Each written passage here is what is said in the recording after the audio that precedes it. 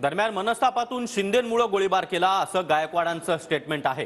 Police ठाण्यामध्ये भाजप आमदारांनी शिंदेंवर आरोप केलेत असं संजय राऊत यांनी म्हटलंय।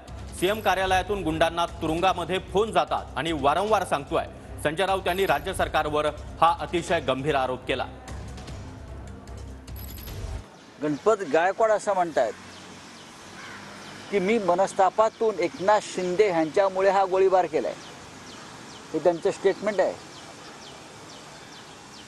भाजपचे आमदार गणपत गायकवाड असं म्हणतात,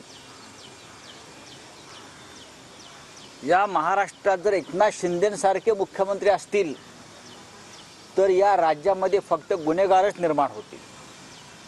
हे भारतीय जनता पक्षाच्या एका आमदाराचं निवेदन आहे। पोलीस स्टेशनमध्ये महाराष्ट्रामध्ये गेल्या 1.5 वर्षापासून माफिया आणि गुंडांचं राज्य सुरू आहे। मुळात महाराष्ट्रात जे राज्य आणलेलं आहे ते झुंडशाही आणि गुंडगिरीतून आणलेलं आहे। कायदा आणि घटनेचा मुर्दा पाडून आणलेला आहे। पैशांचे ठोक व्यवहार करून हे सरकार आणल्यावर